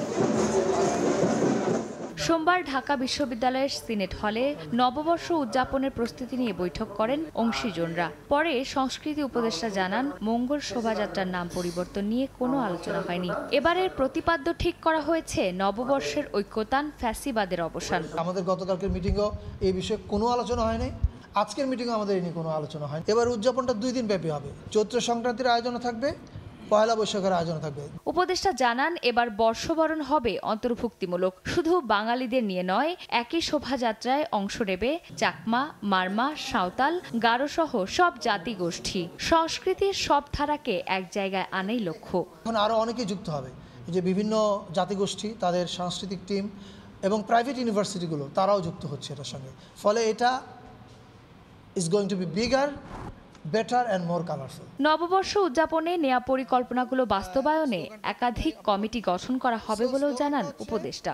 নববর্ষের ঐক্যতান, ফ্যাসিবাদের অবসান। চন্দ্রিমা চৌধুরী, সময় সংবাদ, ঢাকা। রমজানের শেষের দিকে জমজমাট রংপুরের ঈদ বাজার। ক্রেতা বিক্রেতার হাঁকডাকে প্রতিদিন সকাল থেকে রাত পর্যন্ত সরগরম বিপণী বিতানগুলো। অন্যদিকে ঈদ সামনে রেখে প্রস্তুত রংপুরের বিনোদন কেন্দ্রগুলো। আর আইন শৃঙ্খলা পরিস্থিতি ঠিক রাখতে সতর্ক প্রশাসন। তারিকুল ইসলামের ছবিতে আব্দুর রশিদ জীবনের রিপোর্ট। কদিন পরে ঈদ, তাই পছন্দের রং ও ডিজাইনের পোশাক কিনতে ক্রেতাদের পদচারণায় মুখর রংপুরের বিপণী বিতানগুলো। শুরুর দিকে তেমন বেচা বিক্রি না হলেও গত কয়েকদিন থেকে শপিং মলে বেড়েছে ভিড়। ক্রেতাদের পছন্দ অনুযায়ী দেশি বিদেশি হরেক রকম পোশাকের পসরা সাজিয়েছেন বিক্রেতারা। তবে দাম নিয়ে মিশ্র প্রতিক্রিয়া ক্রেতাদের মাঝে। এর আগের বারে থেকে এবার নতুন নতুন ড্রেস আসছে, যাই হোক ভালো লাগতেছে আর কি। দুইটা জামা কেনা হয়েছে, আরো কেনার জন্য আসছি আজকে। মার্কেটে একটু দাম কাপড়ের তুলনামূলক কিছুটা হলো বেশি। যে গেঞ্জিগুলো আমরা কিনতাম 900 1000, এখন দেখতেছি 1500, কোনগুলো 2000। শার্ট আর পাঞ্জাবি, আগের চেয়ে পাঞ্জাবি রেটটা অল্প বেড়ে এখন আমরা কম দামে মাল দিচ্ছি। অনেক চাহিদা, আমরা মানে কাস্টমারকে দিতে দিতে আমরা মানে কুল পাচ্ছি না। বাকি যে দিনগুলোতে আছে এই দিনগুলোতে গ্রাহকের উপচে পড়া ভিড় হবে, ব্যবসা আরও বেশি বেগবান হবে। এদিকে ঈদ উল ফিতর উপলক্ষে ব্যাপক প্রস্তুতি নিচ্ছে রংপুরের বিনোদন কেন্দ্রগুলো। বেশিরভাগ পিকনিক স্পটের পাশাপাশি চিড়িয়াখানাকে রঙের আঁচড় দিয়ে ফুটিয়ে তোলা হচ্ছে নান্দনিক রূপে। ঈদে দর্শনার্থীদের বাড়তি আকর্ষণে যুক্ত করা হয়েছে জেব্রা, অ্যারাবিয়ান ঘোড়া ও ইমু পাখি। জনগণ যাতে বিনোদন করতে পারে এই জন্য পরিষ্কার পরিচ্ছন্নতার কাজ চলছে। বিশেষ করে আমাদের যে একটা শিশু পার্ক আছে রংপুর এখানে ভিতরে, সেটা রং করা হচ্ছে এবং যাতে আমাদের বাচ্চা কাচ্চারা প্রাণ খুলে বিনোদন করতে পারে। মানুষের নিরাপত্তা জোরদার করা সহ বাড়তি নজরদারির কথা বলছে আইন শৃঙ্খলা বাহিনী। স্পর্শকত জায়গা KPI প্রত্যেকটা জায়গা তো নিরাপদ থাকে, এই জন্য আমাদের গোয়েন্দা নজরদারি বাড়ানো হয়েছে এবং তাদেরকে অলরেডি নির্দেশনা দেওয়া হয়েছে। বিনোদন কেন্দ্রগুলোর পাশাপাশি সিনেমা প্রেমীদের জন্য সংস্কার করা হয়েছে রংপুরের সিনেমা হলগুলো। আব্দুর রশিদ জীবন, সময় সংবাদ, রংপুর। ঈদকে ঘিরে মুখর হয়ে উঠেছে নরসিংদীর শেখেরচর বাবুরহাট পাইকারি কাপড়ের বাজার। দোকানে দোকানে বাহারি সব কাপড়ের পসরা সাজিয়েছেন বিক্রেতারা। বাজার জুড়ে বিক্রির ধুম পড়েছে, জোরদার করা হয়েছে নিরাপত্তা ব্যবস্থাও। মাহমুদুল হাসান মাহফুজের ছবিতে আশিকুর রহমান পেয়ালের রিপোর্ট। দেশের অন্যতম বৃহৎ পাইকারি কাপড়ের বাজার নরসিংদীর শেখেরচর বাবুরহাট। শাড়ি, লুঙ্গি থেকে শুরু করে শার্ট, প্যান্ট, পিস সহ সব ধরনের কাপড়ের সমাহার এখানে। ঈদকে সামনে রেখে প্রতিদিন দেশের বিভিন্ন প্রান্ত থেকে আসা পাইকারি ক্রেতারা ভিড় করছেন। বিক্রেতারা জানিয়েছেন এবার তারা আশানুরূপ ব্যবসা করতে পারছেন। তারা জানে যে এখানে ভালো মাল পাওয়া যায় এবং কিছু কেনাকাটা লাগে ভালো আর কি, দাম কম আছে, অন্যান্য মার্কেট থেকে দাম কম। প্রোডাকশন যা হইতেছে মানে দিতে পারতেছি না, মানে মালের চাপ হয়ে গেছে। অনেক দিন ধরে বাজারে বেচাকেনি ছিল না, তো ইদারিং 3 সপ্তাহ ভালো গেছে, এই সপ্তাহ ভালো গেছে। নতুন নতুন কালেকশন হয়েছে, নতুন নতুন কালেকশন থাকার কারণে বেচেন অনেক ভালো হয়েছে। দামে মানে ভালো হয় প্রতি সপ্তাহেই এই বাজারে কাপড় কিনতে ছুটে আসেন বলে জানান পাইকারি ক্রেতারা। কাপড় ভালো ভাই, এক নাম্বার, কোনো রং উঠে না, বুড়া উঠে না, এরকম আর এই জন্য আমরা আসতেছি এখান থেকে। আমরা প্রতি সপ্তাহে মোকাম করতে পারি, কাস্টমার চাহিদাপূর্ণ মাল দিতে পারি। আমরাও নিয়ে খুশি, কাস্টমারও নিয়ে খুশি, এখান থেকে আপনার রিজনেবল প্রাইসে নিতে পারি আর কি আমরা। ব্যবসায়ী নেতারা বলছেন নিয়মিত হাটের চেয়ে ঈদকে সামনে রেখে বিক্রি বেড়েছে কয়েক গুণ, তাই জোরদার করা হয়েছে নিরাপত্তা ব্যবস্থা। গত 4-5 বছর মানে যেহেতু সিসিউন্ডা ছিল না, দ্রব্যমূল্যের দাম বৃদ্ধি ছিল, সেসব মানুষের কাপড় কিনাটা আগে নিজের পেট বাঁচায় আনে পরে কাপড়, এই জন্য এবারে দ্রব্যমূল্যের কম হিসেবে বেচা কিনে বেশি। প্রতিনিয়ত এখানে একটা মহড়া করতেছি, কিছুদিন আগেও আমরা এখানে মহড়া করেছি যেন অগ্নি দুর্ঘটনা না ঘটে, যেহেতু এটা একটা এশিয়ার মধ্যে শ্রেষ্ঠ একটি এই কাপড়ের মার্কেট। আপনারা জানেন এই দুর্ঘটনা রক্ষা করার জন্য আমরা যা যা প্রসেসিং করা, আমাদের যা যা নির্দেশনা সেগুলো আমরা করছি। এই বাজারে দোকানের সংখ্যা প্রায় 6000। ঈদকে ঘিরে প্রতি হাটে 5000 কোটি টাকা বেচা কেনা হচ্ছে বলে জানিয়েছে বণিক সমিতি। সময় সংবাদ, নরসিংদী। গাইবান্ধায় মুখ থুবড়ে পড়েছে সরকারি পর্যায়ে ধান সংগ্রহ। এবছর লক্ষ্যমাত্রার মাত্র 4.5% আমন সংগ্রহ করতে পেরেছে জেলার খাদ্য বিভাগ। কৃষক বলছে বাজারের চেয়ে কম দাম ও হয়রানি থাকায় সরকারি গুদামে ধান বিক্রি করেননি তারা। তবে আগামী মৌসুমে চাষিদের আগ্রহী করতে আরও চেষ্টা করার কথা জানায় সংশ্লিষ্ট বিভাগ। বিপ্লব ইসলামের রিপোর্ট। গাইবান্ধার সরকারি 11টি খাদ্য গুদামের মাধ্যমে কৃষকদের কাছ থেকে সরাসরি 8355 মেট্রিক টন আমন ধান কেনার লক্ষ্যমাত্রা নির্ধারণ করা হয়েছিল। তবে অভিযান শেষে সংগ্রহ হয়েছে মাত্র 369 মেট্রিক টন, যা মাত্র 4.5%। নির্ধারিত সময়ের মধ্যে ধান সংগ্রহ করতে পারেনি জেলার খাদ্য বিভাগ। অথচ গত মৌসুমে জেলায় 3,96,407 মেট্রিক টন আমন ধান উৎপাদন হয়েছে। কৃষক বলছেন, সরকার প্রতিমন ধানের দাম 1320 টাকা নির্ধারণ করলেও বাজারে মিলছে 1350 টাকা। এছাড়া গুদামে ধান দিতে গিয়ে কর্মকর্তাদের নানা হয়রানির অভিযোগ রয়েছে। এ কারণে সরকারি গুদাম থেকে মুখ ফিরিয়ে নিয়েছেন তারা। ধান দিতে পারে না, অনেক হয়রানি হওয়ার লাগে, ব্যাংকে দৌড়াদৌড়ি করার লাগে, বিভিন্ন ভেজাল। সেই কারণে কৃষকরা অনেক হেনস্তির কারণে ধান দিতে সমস্যা করে। মূল্যায়নটা আমরা বাহিরে পাচ্ছি, সেই মূল্যায়ন এখানে পাই না। এখন ব্যবসায়ীরা সেই মূল্যায়ন করিয়ে যে এখানে ধান দেয়, গোড়া ছাড়া একটাও হয় না। বাজার বেশি, গুড়ের রেট কম, এই জন্য আমাদের কৃষকরা আবাদ করতে অনেক টাকা খরচ হয়। আগামী মৌসুমে চাষিদের আগ্রহী করতে আরও চেষ্টা করার কথা জানায় সংশ্লিষ্ট কর্মকর্তা।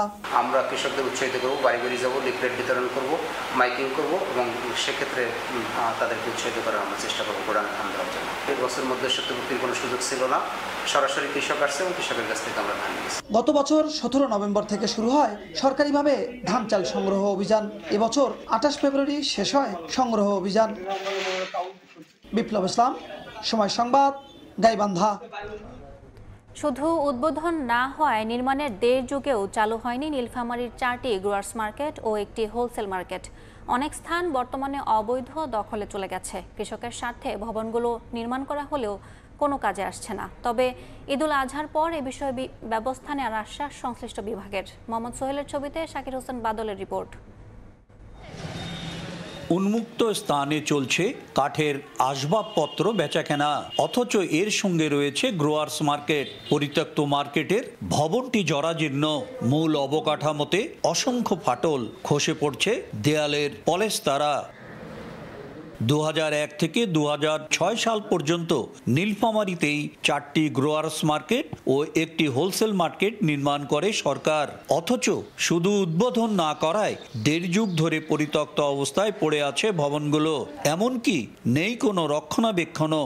অনেক স্থান বর্তমানে অবৈধ দখলে চলে গেছে। কৃষকের স্বার্থে ভবনগুলো নির্মাণ করা হলেও কোনো কাজে আসছে না। শাক সবজি এগুলো এখানে আনতে পারে, বিক্রি করতে পারে, প্লাস এখানে রাখতে পারে 2-4 দিন।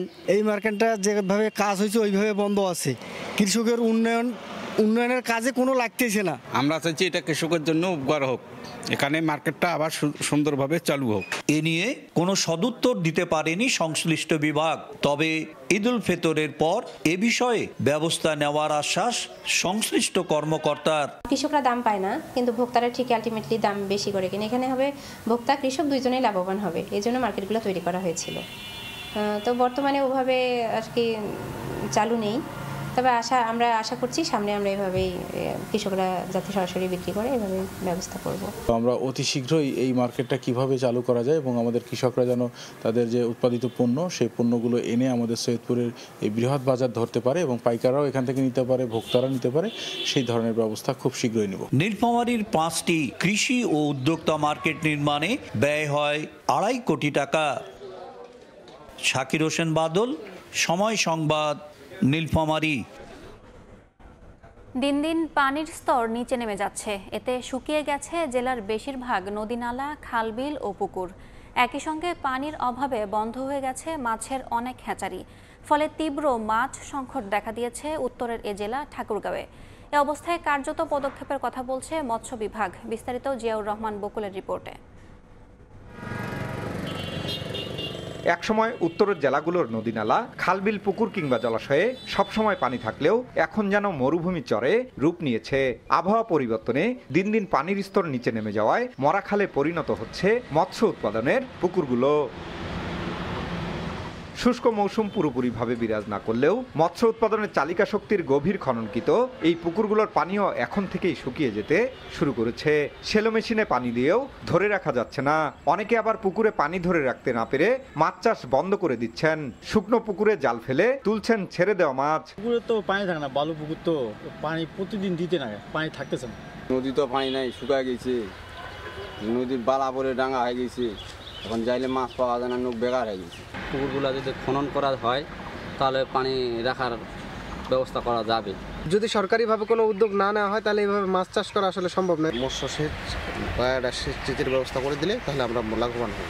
জেলা মৎস্য বিভাগ বলছে চাষিদের কথা চিন্তা করে সংশ্লিষ্ট দপ্তরের প্রকল্পের চাহিদাপত্র দেয়া হয়েছে। মন্ত্রণালয়ের হাই অফিসিয়ালের কাছে আমাদের এই প্রকল্প আমরা দাখিল করেছি, যাতে করে আমাদের এই প্রান্তিক চাষিদের এই পুকুরে পানিটা ধরে রাখা সহ মৎস্য চাষে তাদের আরো অগ্রগতি সাধনের জন্য যা ব্যবস্থা গ্রহণ করা যায়। জেলা মৎস্য অফিসের তথ্য মতে ঠাকুরগাঁয়ে 13টি নদীর পাশাপাশি 15,000 দিঘি পুকুর জলাশয় এবং 12টি মৎস্য হ্যাচারি রয়েছে। এ থেকে মাছ উৎপাদন হয় 38,000 মেট্রিক টন। এ জেলার জনসংখ্যার তুলনায় 1,500 মেট্রিক টন মাছ ঘাটতি রয়েছে। জিয়াউর রহমান বকুল, সময় সংবাদ, ঠাকুরগাঁও। শুধু মুসলিমই নয়, বিভিন্ন ধর্মের মানুষের কাছে ক্রমেই বাড়ছে হালাল খাবারের চাহিদা। বর্তমানে $2 ট্রিলিয়ন হালাল খাবার বাজার আগামী বছরই ছড়াবে $2.8 ট্রিলিয়ন। এমন পূর্বাভাসই দিচ্ছে স্ট্যাটিস্টা সহ আন্তর্জাতিক বিভিন্ন বাজার গবেষণা সংস্থা। ক্রমবর্ধমান এই বাজার ধরতে বাংলাদেশি উদ্যোক্তাদের পাশে দাঁড়াতে চায় হংকং ভিত্তিক প্রতিষ্ঠান কম এশিয়া। বিশ্বব্যাপী হালাল খাবারের বাজার রয়েছে $2 ট্রিলিয়ন। আন্তর্জাতিক বাজার গবেষণা সংস্থাগুলোর পূর্বাভাস, বিশ্বে 160 কোটি মুসলিমের চাহিদা পূরণে আগামী বছরই এ বাজারের আকার ছাড়াবে $2.8 ট্রিলিয়ন। এবার এই বাজার ধরতে বাংলাদেশি উৎপাদকদের পাশে দাঁড়াচ্ছে হংকং ভিত্তিক প্রতিষ্ঠান কম এশিয়া লিমিটেড। প্রতিষ্ঠানটি আগামী 16 জুলাই থাইল্যান্ডে আয়োজন করতে যাচ্ছে মেগা হালাল ব্যাংকক নামে 3 দিনের আন্তর্জাতিক প্রদর্শনী মেগা হালাল ব্যাংকক। এই প্রদর্শনীতে কিভাবে লাভবান হবে বাংলাদেশ, সোমবার রাজধানীতে আয়োজিত এক সেমিনারে তা তুলে ধরেন কম এশিয়ার অফিসিয়াল এজেন্ট ট্রেডলিংক এক্সপোর প্রতিষ্ঠাতা ও প্রধান নির্বাহী কর্মকর্তা আরাফাত হোসেন। ইসলাম ধর্মের পাশাপাশি বিশ্বব্যাপী অন্য ধর্মের মানুষও হালাল খাবারে অভ্যস্ত হচ্ছে। বাজারটি প্রতিনিয়ত বাড়ছে। বাংলাদেশি প্রতিষ্ঠানগুলোর উচিত হালাল খাবারের রপ্তানির দিকে মনোযোগ দেয়া। এ সময় জানানো হয় এই মেগা শোতে অংশ নিচ্ছেন বিশ্বের 97 দেশের প্রায় 15,000 ক্রেতা দর্শনার্থী। ক্রয়দেশ ছাড়াও এই শো থেকে পাওয়া যাবে হালাল খাবার নিয়ে মানুষের ধারণা। আশা করছি মেগা হালাল ব্যাংকক 2025 বাংলাদেশি প্রতিষ্ঠানগুলোর জন্য নতুন সম্ভাবনা তৈরি করবে। এতে শুধু বাজার সম্প্রসারণই নয়, পণ্যের বৈচিত্র্যকরণ ও রপ্তানি আয় বাড়াতে সহায়তা করবে। মেগা হালাল ব্যাংককে অংশ নিচ্ছে এশিয়া সহ ইউরোপ, আমেরিকা, আফ্রিকা, অস্ট্রেলিয়ার বিভিন্ন দেশ, যেসব দেশের বেশিরভাগই বাংলাদেশি পণ্য রপ্তানিতে দেয় শুল্কমুক্ত সুবিধা। কামরুল হাসান সবুজ, সময় সংবাদ, ঢাকা। আগামী 22 মে ঢাকায় শুরু হতে যাচ্ছে international cable TV broadcasting and communication expo 2025। Bashundhara convention সেন্টারে 3 দিন ব্যাপী এই আন্তর্জাতিক মেলার আয়োজন করবে কেবল টিভি সেবাদাতাদের সংগঠন কোয়াব। শহর থেকে প্রত্যন্ত গ্রামের সাধারণ মানুষের তথ্যের চাহিদা কিংবা বিনোদনের খোরাক মেটাতে বড় ভূমিকা রাখছে কেবল টিভি সেবা। প্রযুক্তির পরিবর্তনে কেবল টিভি ব্রডকাস্টিং ও কমিউনিকেশন শিল্প বর্তমানে এক নতুন যুগের মুখোমুখি। এই পরিবর্তনের সঙ্গে তাল মিলিয়ে কেবল ও স্যাটেলাইট টেলিভিশন, ওটিটি প্ল্যাটফর্ম এবং ডিজিটাল কন্টেন্ট ইন্ডাস্ট্রির ভবিষ্যৎ কেমন হবে তা তুলে ধরতে দেশের সর্ববৃহৎ কেবল ব্রডকাস্টিং ও ডিজিটাল কমিউনিকেশন এক্সপোর আয়োজন করতে যাচ্ছে কেবল অপারেটর্স অ্যাসোসিয়েশন অব বাংলাদেশ। আগামী 22 মে রাজধানীর বসুন্ধরা কনভেনশন সেন্টারে 3 দিনের এই মেলায় অংশ নিচ্ছে ব্রডকাস্টিং এর সঙ্গে জড়িত দেশি বিদেশি প্রতিষ্ঠান। মে মাসের 22, 23, 24 বসুন্ধরা কনভেনশন সেন্টারে আমরা একটি আন্তর্জাতিক মেলার আয়োজন করেছি, যেটার নাম হচ্ছে আপনার ICBC Expo 2025। মেলায় broadcasting hardware, smart TV technology এবং ক্লাউড ভিত্তিক কন্টেন্ট ব্যবস্থাপনার প্রদর্শনী হবে। Value aided service, cable TV service, ISP, যে সার্ভিস আছে সেই সার্ভিসগুলো গ্রাহক যেগুলো অ্যাভেল করতে চায় সবাইকে আমরা এক আমব্রেলা নিচে, এক ছাদের নিচে এনে এই মেলার আয়োজন করতে যাচ্ছি। এই মেলার মাধ্যমে দেশে বিদেশের প্রতিষ্ঠানের সঙ্গে নেটওয়ার্কিং, বিনিয়োগের সুযোগ ও সর্বাধুনিক প্রযুক্তি সম্পর্কে জানা সম্ভব হবে বলে মনে করছে কোয়াব। শুভ খান, সময় সংবাদ, ঢাকা। প্রায় 3 মাস ধরে বন্ধ রয়েছে ময়মনসিংহ থেকে নেত্রকোনার মোহনগঞ্জগামী লোকাল ট্রেন। এতে ভোগান্তিতে পড়েছেন যাত্রীরা। কর্তৃপক্ষের দাবি, ইঞ্জিন সংকটের কারণে বন্ধ করে দেওয়া হয়েছে ট্রেনটি। এদিকে ঈদের আগে ট্রেন চালু না হলে রেলপথ অবরোধ সহ কঠোর কর্মসূচির ঘোষণা দিয়েছেন নাগরিক নেতারা। হোসেন আলীর ছবিতে বিস্তারিত জানাচ্ছেন ওবায়দুল হক। ময়মনসিংহ মোহনগঞ্জ রুটে দিনে 4 বার চলাচল করত একটি লোকাল ট্রেন। অথচ ইঞ্জিন সংকটের অজুহাতে গেল ৩ মাস ধরে বন্ধ হয়ে ময়মনসিংহ জংশন স্টেশনে পড়ে আছে ট্রেনের বগি। এতে বিপাকে পড়েছেন এ রুটে চলাচলকারী যাত্রীরা। ট্রেনটা বন্ধ থাকাতে আমরা বাই রুটে আনলে অনেক টাকা খরচ। লোকাল ট্রেনটা যদি চালু হয় তো গরিব দুঃখীদের জন্য অনেক সুবিধা হয়। ময়মনসিংহ জংশন স্টেশন থেকে মোহনগঞ্জ রেলওয়ে স্টেশনের ৬৮.৫ কিলোমিটারের পথ। এ পথে ময়মনসিংহ ও নেত্রকোনা জেলার বিভিন্ন উপজেলার কয়েক হাজার মানুষ প্রতিদিন যাতায়াত করত। বিভিন্ন কৃষিপণ্য আনা নেয়ার ক্ষেত্রেও ব্যবহার হতো ট্রেনটি। তবে গত ২৯ ডিসেম্বর থেকে ট্রেনটি বন্ধ করে দেয় কর্তৃপক্ষ। ট্রেন ছাড়া যাতায়াত করি তাহলে আমাদের ৩০০ টাকা খরচ অতিরিক্ত হয়ে যায় এবং শেষে আমাদের রিস্কটাও বেশি থাকে। ট্রেনটা যদি চালু হয় লক্ষ লক্ষ জনগণের বিশাল একটা উপকার আসবে। দীর্ঘদিন ধরে ট্রেনটি বন্ধ থাকায় প্রতিবাদ জানিয়ে সম্প্রতি ময়মনসিংহ স্টেশনে সমাবেশ ও মানববন্ধন করেছে মোহনগঞ্জ উন্নয়ন ফোরাম নামে একটি সংগঠন। বিভিন্ন অজুহাত দিতে চাচ্ছে, তারা বলতেছে ইঞ্জিন নষ্ট, আবার বলতেছে টিকিট কাটা হয় না। আসলে এটা ভুয়া অজুহাত। আগামী 2 দিনের মধ্যে যদি এই ট্রেনটি চালু করা না হয় তাহলে আমরা ঈদের পূর্বেই রেলওয়ে অবরোধ কর্মসূচি সহ আরও কঠোর কর্মসূচি দিব আমরা। তবে স্টেশন সুপারের দাবি, ইঞ্জিন সংকটের কারণেই বন্ধ রয়েছে ট্রেনটি। বিষয়টি ঊর্ধ্বতন কর্তৃপক্ষকে অবহিত করেছেন তারা। যাত্রীদের কোচ যেটা পুরো রেকটা ঠিক আছে, স্টাফও আছে, ইঞ্জিন স্বল্পতার কারণে এখন চলছে না। কর্তৃপক্ষকে এটা জানার নলেজে আছে। কম খরচ, নিরাপদ ও আরামদায়ক হওয়ায় ময়মনসিংহ থেকে মোহনগঞ্জগামী এই ট্রেনটি ছিল এই অঞ্চলের নিম্ন আয়ের মানুষের অন্যতম পছন্দের বাহন। ট্রেনটি বন্ধ থাকায় ঈদে সড়কপথে চাপ বাড়বে কয়েক গুণ, বাড়বে দুর্ভোগও। ঈদযাত্রায় এই ভোগান্তি নিরসনে মোহনগঞ্জগামী লোকাল ট্রেনটি চালু করতে দ্রুত ব্যবস্থা নেবে রেলওয়ে কর্তৃপক্ষ, এমনটাই প্রত্যাশা এই পথে যাতায়াতকারী মানুষের। ওবায়দুল হক, সময় সংবাদ, ময়মনসিংহ। পঞ্চগড় সদর উপজেলার গুরিনাবাড়ি একটি রাস্তায় সেতুর অভাবে চরম দুর্ভোগে 15টি গ্রামের বাসিন্দা। 1.5 কিলোমিটার রাস্তাটি দিয়ে শুকনো মৌসুমে যাতায়াত করতে পারলেও বর্ষা মৌসুমে ঘুরে যেতে হচ্ছে প্রায় 3 থেকে 5 কিলোমিটার পথ। দ্রুত একটি সেতু নির্মাণের দাবি তুলেছেন স্থানীয়রা। সেতু নির্মাণে দ্রুত প্রয়োজনীয় ব্যবস্থা গ্রহণের আশ্বাস দিয়েছে উপজেলা প্রশাসন। সোহাগা হায়দারের রিপোর্ট। আছে রাস্তা, তবে সেতু না থাকায় খাল দিয়ে যাতায়াত করছে এলাকাবাসী। পঞ্চগড় সদর উপজেলার গরিনাবাড়ি ইউনিয়নের মোল্লাপাড়া এলাকা। একটি সেতুর অভাব দীর্ঘদিনের। প্রায় 1.5 কিলোমিটার এই কাঁচা রাস্তা। এই রাস্তার মাঝে খাল দিয়ে শুষ্ক মৌসুমে যাতায়াত করতে পারলেও বর্ষা মৌসুমে চরম ভোগান্তি পোহাতে হয় বাসিন্দাদের। সম্প্রতি স্বেচ্ছাশ্রমে রাস্তাটি সংস্কার করেছেন স্থানীয়রা। খালটিতে দ্রুত একটি সেতু নির্মাণের দাবি তাদের। শুষ্ক মৌসুমে তেমন একটা কষ্ট হয় না, কিন্তু বর্ষাকালে খুবই কষ্ট হয়। রাস্তাটি যেহেতু একটি ঢালু জায়গায়, সেক্ষেত্রে একটা ব্রিজ খুবই জরুরি। অসুস্থ মহিলা বা আপনার বয়স্ক লোক যদি যখন ভ্যান নিয়ে যায় বা অটো নিয়ে যায় তখন ভ্যান উল্টে যায়। প্রেগনেন্ট হয় তাহলে যাতায়াতের কষ্ট হয়, কোনো ভ্যান রিক্সা যাইতে চায় না। প্রত্যন্ত এলাকার গ্রামের মানুষ যে এত বড় উদ্যোগ নিয়ে এই রাস্তাটা করছে, আমি আসলে ওদেরকে ধন্যবাদ দিয়ে ছোট করতে চাই না। এটা একটা বিশাল ব্যাপার করছে। সেতু নির্মাণে দ্রুত প্রয়োজনীয় ব্যবস্থা গ্রহণের আশ্বাস দিয়েছে উপজেলা প্রশাসন। আমরা আশা করছি আমরা দ্রুত জনসাধারণের যে আবেদন, সেখানে একটি ব্রিজ নির্মাণের প্রয়োজন, সেই ব্রিজ নির্মাণের প্রয়োজনীয় ব্যবস্থা গ্রহণ করতে পারব। মোল্লাপাড়া রাস্তা দিয়ে 15টি গ্রামের বাসিন্দারা যাতায়াত করেন। সোহাগ হায়দার, সময় সংবাদ, পঞ্চগড়। আগামীর বাংলাদেশে মানুষ ভোট দেবে কাজ দেখে, দলের নাম কিংবা মার্কা দেখে নয়। সোমবার দুপুরে পঞ্চগড়ের দেবীগঞ্জের বিজয় চত্বরে এক পথসভায় একথা বলেন জাতীয় নাগরিক পার্টির উত্তরাঞ্চলের মুখ্য সংগঠক সার্জিস আলম। এর আগে দুপুরে ঢাকা থেকে বিমানযোগে সৈয়দপুর এয়ারপোর্টে পৌঁছান জাতীয় নাগরিক পার্টির এই নেতা। এনসিপির দায়িত্ব পাওয়ার পর নিজ জেলায় সার্জিস আলমের প্রথম আগমনকে কেন্দ্র করে উচ্ছ্বাস দেখা যায় নেতা কর্মীদের মাঝে। মোটর শোভাযাত্রা সহ বিভিন্ন স্থানে সার্জিস আলমকে দেওয়া হয় সংবর্ধনা। পথসভায় জাতীয় নাগরিক পার্টির পাশে সকলকে থাকার আহ্বান জানান সার্জিস আলম।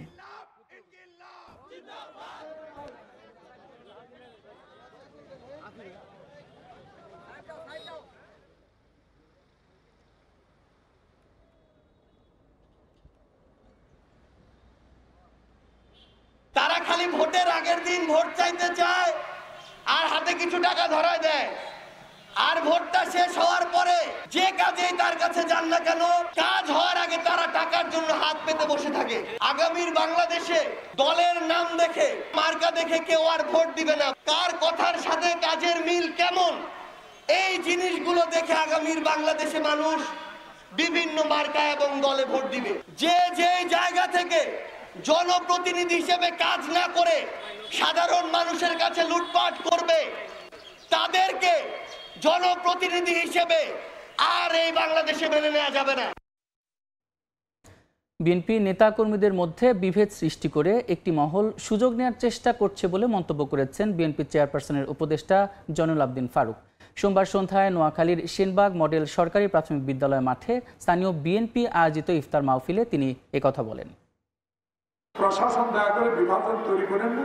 এখানে খাঁটি কারা কে আছে, যারা এখন বলে বাংলাদেশের দাবিদার, বাংলাদেশের মানুষ ক্ষমা করে দিছে, এসব কথা ক্ষমা আমি বিশ্বাস করি না।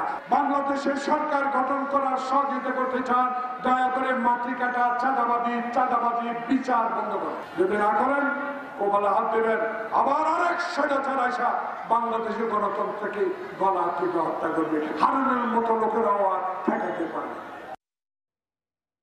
বান্দরবানে দুস্থ ও অসহায়দের মাঝে সহায়তা দিয়েছে সেনাবাহিনী। সোমবার 7 ফিল্ড অ্যাম্বুলেন্স প্রশিক্ষণ মাঠে এই কর্মসূচির আয়োজন করা হয়। অনুষ্ঠানে মাদ্রাসা ও এতিমখানায় খাদ্য সামগ্রী হিসেবে ডাল, তেল, চাল, আলু, পেঁয়াজ ও মসজিদের ইমামকে একটি বাইসাইকেল, মাদ্রাসার জন্য একটি আলমিরা, ঘর তৈরির জন্য 10 বান ঢেউটিন এবং 4টি সেলাই মেশিন বিতরণ সহ হিন্দু সম্প্রদায়ের পূজা উদযাপনের জন্য 20,000 টাকা দেওয়া হয়।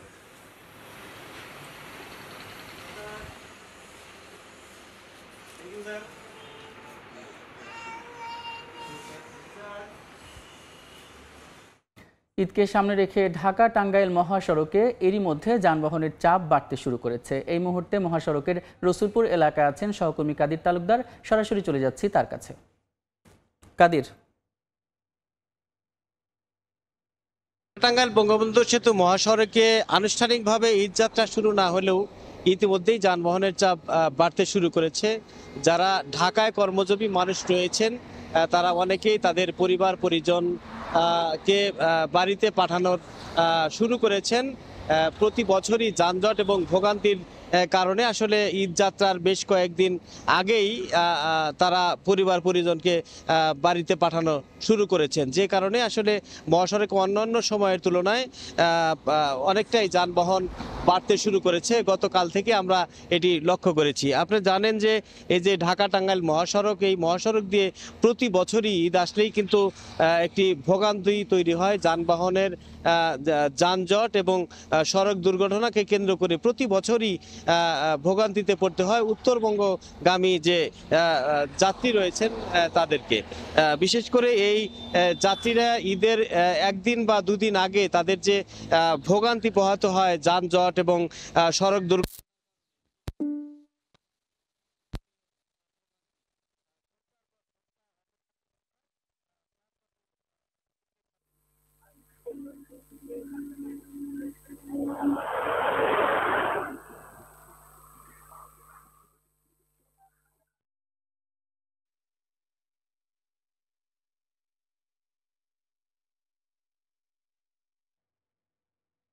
সরাসরি যুক্ত ছিলাম ঢাকা টাঙ্গাইল মহাসড়কে। বাংলাদেশে আশ্রিত রোহিঙ্গাদের জন্য দাতা দেশ এবং সংস্থাগুলোর কাছে প্রায় $100 কোটি সহায়তা চেয়েছে জাতিসংঘ। সোমবার রোহিঙ্গা সংকট মোকাবেলায় জাতিসংঘের নেতৃত্বে গঠিত জয়েন্ট রেসপন্স প্ল্যানে এ সহায়তার আবেদন জানানো হয়। যুক্তরাষ্ট্র থেকে লস্কর আল মামুনের রিপোর্ট। জাতিসংঘের মহাসচিব অ্যান্তোনিও গুতেরেসের বাংলাদেশ সফর শেষে রোহিঙ্গা শরণার্থীদের নিয়ে নতুন করে ভাবতে শুরু করে জাতিসংঘ। জরুরি ভিত্তিতে তাদের খাদ্য ও মানবিক সহায়তায় প্রণয়ন করা হয় নতুন এক পরিকল্পনা। 2025-26 অর্থ বছরের জন্য জাতিসংঘ ও তার শতাধিক অংশীদারের সমন্বয়ে গঠিত জয়েন্ট রেসপন্স প্ল্যান বা জেআরপি বাস্তবায়নে আর্থিক সহায়তার আহ্বান জানানো হয় দাতা দেশগুলোর প্রতি। জাতিসংঘের পক্ষ থেকে বিবৃতিতে বলা হয়, বাংলাদেশে আশ্রিত অন্তত 14,80,000 রোহিঙ্গা এবং তাদের আশ্রয়দাতা স্থানীয় জনগোষ্ঠীর সহায়তায় জেআরপির প্রথম বছরের জন্য চাওয়া হয়েছে $93.45 কোটি।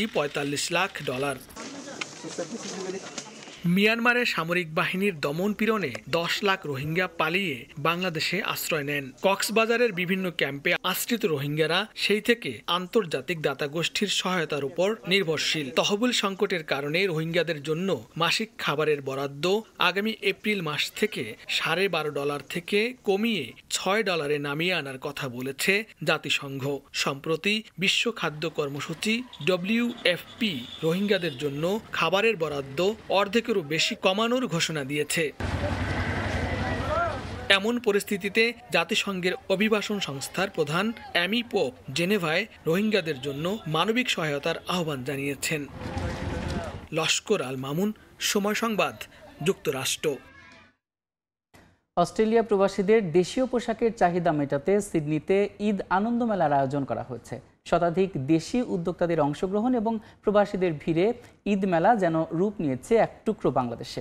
অস্ট্রেলিয়া থেকে SM আমিনুল রূপের রিপোর্টে বিস্তারিত। পবিত্র ঈদুল ফিতর উপলক্ষে গেল 5 বছরের ধারাবাহিকতায় অস্ট্রেলিয়ার প্রবাসী বাংলাদেশি সংগঠন বিডি হাব সপ্তাহান্তে ঈদ মেলার আয়োজন করে। সিডনির বাংলাদেশি অধ্যুষিত মিন্টোর ইনডোর সেন্টারে দিনব্যাপী এই জাঁকজমকপূর্ণ মেলার আয়োজন করা হয়। মেলা ঘিরে সিডনি প্রবাসী বাংলাদেশিদের মধ্যে ছিল বিপুল আগ্রহ। স্থানীয় সময় সকাল 11টায় আনুষ্ঠানিকভাবে মেলার উদ্বোধন করা হয়। ইফতারের পর আগত দর্শকদের জন্য মূল অনুষ্ঠান শুরু হয় পবিত্র কোরআন তিলাওয়াতের মধ্য দিয়ে। এরপর ক্ষুদে শিক্ষার্থীরা অস্ট্রেলিয়া ও বাংলাদেশের জাতীয় সঙ্গীত এবং হাম নাত পরিবেশন করে। আমন্ত্রিত অতিথিদের মধ্যে মেলায় আগত প্রবাসী বাংলাদেশিদের উদ্দেশ্যে বক্তব্য রাখেন নিউ সাউথ ওয়েলসের বিজ্ঞান ও প্রযুক্তি মন্ত্রী Anoulack Chanthivong, doctor Andrew Charlton MP, Nathan Matthew MP ও Campbelltown city mayor Darcy Lound, councillor Karen Hunt, Ibrahim Khalil Masud ও এলিজা আজাদ। জমজমাট এবারের আয়োজনে ছিল দেশীয় উদ্যোক্তাদের 100টিরও বেশি বাহারি পোশাক, রকমারি গহনা, মেহেদি ও সুস্বাদু খাবারের স্টল। বাচ্চাদের জন্য ছিল ফেস পেন্টিং সহ বিনোদনের হরেক রকম ব্যবস্থা। ঈদ বাজারের আদলে এই আয়োজনে ক্রেতারা স্বাচ্ছন্দ্যে প্রিয়জনের জন্য পছন্দের ঈদের পোশাক ও উপহার কেনার সুযোগ পায়। ঈদের আনন্দ আরও বাড়িয়ে দিতে স্থানীয় শিল্পীদের অংশগ্রহণে গান, নাচ, আবৃত্তি ও নানান সাংস্কৃতিক পরিবেশনা ঈদ মেলায় ভিন্ন মাত্রা যোগ করে। SM আমিনুল রুবেল, সময় সংবাদ, অস্ট্রেলিয়া। মালদ্বীপের সমুদ্র সৈকতে এক ব্যতিক্রমী ইফতারের আয়োজন করেন প্রবাসী বাংলাদেশিরা। রমজানের পবিত্রতা রক্ষা এবং প্রবাসীদের বন্ধন অটুট রাখতে তাদের এমন আয়োজনে পর্যটক এবং স্থানীয়দের ভিড়ে সমুদ্র সৈকত রূপ নেয় প্রবাসীদের মিলন মেলায়। খন্দকার ওমর ফারুকের তথ্য এবং ছবিতে রিপোর্ট। মালদ্বীপের সুন্দর প্রাকৃতিক দৃশ্যের বাইরেও দেশটির একটি সমৃদ্ধ ইসলামিক ঐতিহ্য রয়েছে, যা ফুটে ওঠে রমজান মাস এলেই, বিশেষ করে ইফতারের নানা আয়োজনগুলোতে। প্রায় 6 লাখ মুসলিম প্রধানের এই দেশটিতে লাখেরও বেশি বাংলাদেশির বসবাস। দেশটি সমুদ্র সৈকতে স্থানীয় সহ প্রবাসী ও তাদের পরিবার পরিজনদের নিয়ে এমনই এক ব্যতিক্রমী ইফতারের আয়োজন করা হয়। সোমবার দেশটির লোনোজিয়ারা পার্ক সৈকতে আয়োজিত ইফতার পার্টি ছিল স্থানীয় বিভিন্ন দেশের প্রবাসীদের জন্য এক মিলন মেলা। প্রাকৃতিক পরিবেশে আসলে এরকম পরিবেশে আমরা প্রবাসী মাটিতে খুবই কম ইফতার পার্টি হয়। সবাই আমার জন্য দোয়া করবেন, আমি যেন প্রত্যেক বছর আপনাদেরকে নিয়ে এরকম ছোটখাটো আয়োজন করতে পারি। বিচের সাইডে যে একটা ইফতার আয়োজন করা হয়েছে অত্যন্ত খুব সুন্দর, খুবই ভালো লাগছে। দিনভর কর্মব্যস্ততার রোজা রাখার পর মালদ্বীপের সমুদ্র সৈকতে প্রবাসীদের ইফতার করার এমন দৃশ্য এখন খুব কমই দেখা যায়। সময় সংবাদ, মালদ্বীপ।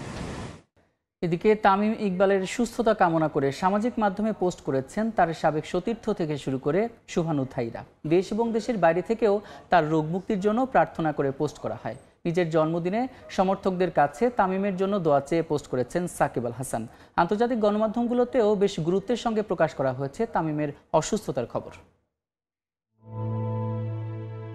16 বছরের আন্তর্জাতিক ক্যারিয়ারে বহু শুভাকাঙ্ক্ষী তামিম ইকবালের সাবেক অধিনায়কের হঠাৎই অসুস্থতার খবরে সৃষ্টিকর্তার কাছে দুহাত তুলে প্রার্থনা করেছেন তারা। দেশ থেকে বিদেশ সবারই দ্ব্যর্থহীন চাওয়া, অসময়ে যেন বিদায় না নেন তামিম। খান সাহেবের লম্বা সময়ের সতীর্থ মাশরাফি থেকে শুরু করে তাসকিন, মোসাদ্দেক কিংবা মিরাজ সামাজিক মাধ্যমে সুস্থতা কামনা করে পোস্ট করেন সবাই। এছাড়াও তামিম ইকবালের সাবেক ও বর্তমান সতীর্থদের অনেকেই তাৎক্ষণিক ছুটে যান হসপিটালে। ভারতীয় ক্রিকেটার মনোজ তিওয়ারির সঙ্গে তামিমের বন্ধুত্বের কথা সবারই জানা। সামাজিক মাধ্যমে বন্ধুর জন্য তার আকুতি ছিল অনেকটা ক্রিকেট যুদ্ধের মতোই, যে যুদ্ধে জয়ই ছিল তিওয়ারির একমাত্র প্রার্থনা, যেমনটা ছিল আইপিএল ফ্র্যাঞ্চাইজ কলকাতা নাইট রাইডার্সের। রাত পোহালে এশিয়ান কাপ বাছায় ভারত বাংলাদেশ বিগ ম্যাচ। তামিম যখন কেপিজি হাসপাতালে মৃত্যুর সঙ্গে পাঞ্জা লড়ছেন, জামাল তখন শিলংয়ে সংবাদ সম্মেলনে ব্যস্ত। মাথায় ম্যাচের চাপ থাকলেও তামিমের রোগ মুক্তির প্রার্থনা করতে ভোলেনি কাপ্তান এবং তার সতীর্থরাও।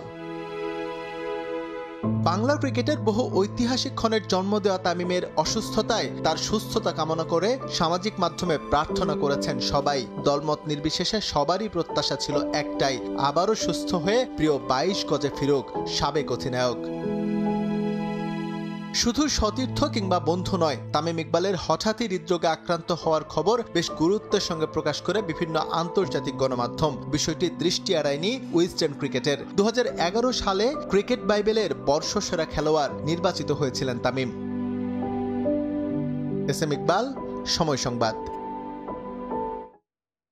বাংলাদেশের ক্রিকেটের অগ্রযাত্রার পেছনে গুরুত্বপূর্ণ অবদান রাখা তামিম ইকবালের দ্রুত সুস্থতা কামনা করেছে বাংলাদেশ জাতীয় ফুটবল দল। দেশের ক্রিকেটে এখনও অনেক কিছু দেয়ার আছে তামিমের। তিনি যাতে দ্রুত মাঠে ফিরতে পারেন সেটাই চাওয়া হামজা জামালদের, জানিয়েছেন বাংলাদেশ দলের ম্যানেজার আমির খান। তামিমের সুস্থতায় অনুশীলনের আগে দোয়া করেছে ফুটবল দলের সদস্যরা। শিলং থেকে পারভিন আক্তারের রিপোর্ট। বাংলাদেশের ক্রিকেটের পঞ্চপাণ্ডবের একজন তামিম ইকবাল বিশ্বমঞ্চে লাল সবুজের আজকের অবদানের পেছনে বড় ভূমিকা চট্টগ্রামের এই ক্রিকেটারের। গত ফেব্রুয়ারিতে চ্যাম্পিয়ন্স ট্রফির আগে আন্তর্জাতিক ক্রিকেটকে বিদায় জানালেও ঘরোয়া ক্রিকেটে দাপিয়ে বেড়াচ্ছেন এখনো। 22 গজের এই তারার ডিপিএলে খেলতে গিয়ে হঠাৎ অসুস্থ হওয়ার খবর সামাজিক যোগাযোগ মাধ্যমের কল্যাণে পৌঁছে যায় শিলংয়ে বাংলাদেশ জাতীয় ফুটবল দলের ক্যাম্পেও। তামিমের হঠাৎ অসুস্থ হওয়ার খবরে ম্যাচের আগে মানসিকভাবে ভেঙে পড়েছেন বাংলাদেশ জাতীয় ফুটবল দলের সদস্যরাও। তামিম ইকবাল দ্রুত সুস্থ হয়ে মাঠে ফিরুক, এমনটাই চাওয়া হামজা জামালদের। দেশের ক্রিকেটে এখনো অনেক কিছু দেয়ার আছে তামিমের, তাই তাকে দ্রুত মাঠে ফিরে পেতে চান ফুটবলাররা, জানিয়েছেন দলের ম্যানেজার আমির খান। সে আমাদের বাংলাদেশকে অনেক কিছু দিয়েছে এবং আরো দেওয়ার মতন আছে তার। তামিম ইকবালের যত দ্রুত আরোগ্য সুস্থতা ফিরে আসে সেটার জন্য আমরা আজকে দোয়া করেছি সবাই মিলে। হামদা, জামাল ভুঁইয়া, আমাদের পুরো স্কোয়াড আমরা যখন বলছে সবাই একেতে বলছে আমরা সবাই একসাথে দোয়া করব। ভারতের বিপক্ষে এশিয়ান কাপ বাছাইয়ের গুরুত্বপূর্ণ ম্যাচ জিতে তামিমকে খুশির খবর উপহার দিতে চান ফুটবলাররা। মেঘালয়ের শিলং থেকে পারভিন আক্তার, সময় সংবাদ। বাংলাদেশ ভারত ম্যাচের আগে দু দলের একাদশ নিয়ে চলছে আলোচনা। হামজার অন্তর্ভুক্তিতে কোচ হ্যাভিয়ার কাবরেরার সেরা একাদশ কেমন হতে পারে, আর জয়ের জন্য কোন ফরমেশনে স্কোয়াড সাজাতে পারেন মাস্টার মাইন্ড মানালো মার্কেজ। দু দলের সম্ভাব্য একাদশ নিয়ে মেঘালয়ের শিলং থেকে তাজিন খন্দকানের রিপোর্টে থাকছে বিস্তারিত। বেঙ্গল টাইগার্স বনাম blue tigers, high profile Hamza Chowdhury নাকি লেজেন্ড সুনীল ছেত্রী। অনেক হিসেব নিকেশের এই ম্যাচ যে এখন শুধু একটা ম্যাচই নয়, বরং রূপ নিয়েছে ব্যাটেলে। লড়াইটা মর্যাদার, লড়াইটা দুই স্প্যানিশ কোচ হাভিয়ার কাবরেরা আর মানালো মার্কেজের। তাই তো জয়ের জন্য ক্ষুধার্ত দুই মাস্টারমাইন্ড। কিন্তু প্রশ্নটা হলো, জয়ের জন্য সেরা একাদশ কাদের নিয়ে সাজাচ্ছেন দুই কোচ? এশিয়ান কাপ বাছাই পর্বের এই ম্যাচের আগে হাভিয়ার কাবরেরা 23 জনকে নিয়ে কন্ডিশনিং ক্যাম্প করেন সৌদি আরবে। নতুন আর পুরনোদের মিশেলে গড়া স্কোয়াড থেকে এবার সেরা একাদশ সাজানোর লক্ষ্য কোচের, যেখানে নতুন সংযোজন হামজা চৌধুরী। তাকে ঘিরেই সাজানো হচ্ছে পরিকল্পনা। সম্ভাব্য 4-3-3 ফরমেশনে স্কোয়াড সাজাবেন লাল সবুজ কোচ। সেরা একাদশে থাকবেন হামজা, জামাল, তপুরা। পোস্ট সামলানোর দায়িত্ব থাকবে ঘরোয়া ফুটবলে দারুণ পারফর্ম করা মিতুল মারমার। ডিফেন্স লাইনে সেন্টার ব্যাক পজিশনে তুরুপের তাস হতে পারেন দুই অভিজ্ঞ ফুটবলার তপু বর্মন আর তারিক কাজী। রাইট ব্যাকে কোচের ভরসার নাম সাদউদ্দিন, আর লেফট ব্যাকে দেখা যেতে পারে ইসা ফয়সালকে। তবে কোটি টাকার প্রশ্ন, হামজা খেলবেন কোথায়? উত্তরটা যদিও হামজা চৌধুরী আগেই জানিয়ে দিয়েছিলেন, পছন্দের মিডফিল্ডেই খেলতে চান তিনি। কোচেরও পরিকল্পনায় আছে তেমনটাই। ডিফেন্সিভ মিডফিল্ডেই দেখা যাবে হামজাকে, সেখানেই তার সঙ্গী অধিনায়ক জামাল ভুঁইয়া আর হৃদয়। আর ফরওয়ার্ড লাইনে কোচের ভরসার প্রতীক হতে পারেন দুই ইয়াংস্টার শেখ মুরসালিন আর আল আমিন, তাদের সঙ্গী অভিজ্ঞ রাকিব।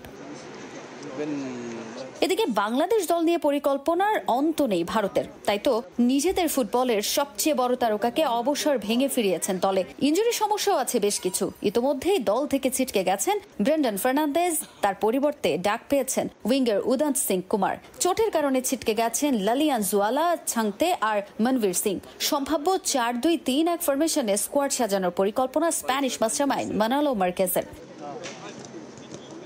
ভারতের পোস্ট সামলাবেন বিশাল কাইত। ডিফেন্স লাইনে কোচের ভরসার প্রতীক মালদ্বীপের বিপক্ষে গোল করা রাহুল ভেকে, মহতাব সিং, সন্দেশ কিঙ্গান আর শুভাশিস বোস। মিডফিল্ডে সুরেশ সিং, লিস্টন কোলাসুদের উপরে আস্থা কোচের। আর ফরওয়ার্ড লাইনে সেই সুনীলই ত্রাণকর্তা। তার সঙ্গে ফারুক চৌধুরী আর ইরফান ইয়াদওয়াতকে নিয়েই সম্ভাব্য একাদশ সাজানোর পরিকল্পনা মানালো মার্কেজের।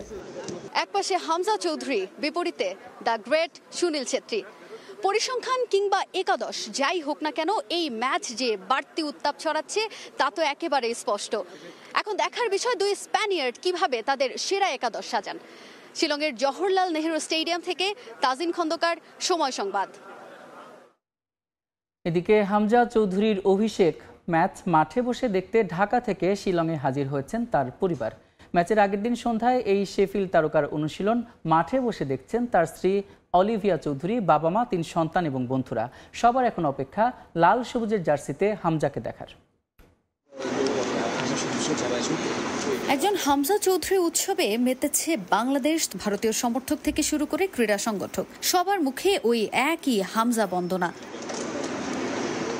পুরো বিশ্ব যখন তাকিয়ে হামজার দিকে, তখন আকাশ সমান প্রত্যাশা তো তার পরিবারেরও। তাই তো ঢাকা থেকে সরাসরি মেঘের রাজ্য শিলংয়ে শেফিল্ড তারকার ফ্যামিলি। শুধু তার স্ত্রী নন, বাবা মা, 3 সন্তান, বন্ধুরাও হাজির শিলংয়ের জওহরলাল নেহরু স্টেডিয়ামে। সন্ধ্যার অন্ধকারে দূর থেকে দেখা মিলল হামজার স্ত্রী অলিভিয়া চৌধুরীর। হাসিমাখা মুখ নিয়ে স্বামীর অনুশীলন দেখতে হাজির এই ব্রিটিশ নারী। সময় সংবাদে জানালেন নিজের অনুভূতি।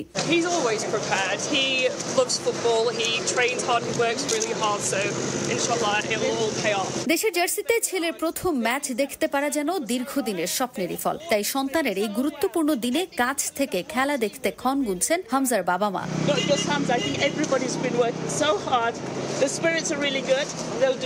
হামজার অভিষেক ম্যাচ শিলংয়ের জওহরলাল নেহরু স্টেডিয়ামে বসে উপভোগ করবেন তার পরিবার। তাজিন খন্দকার, সময় সংবাদ, শিলং, মেঘালয়।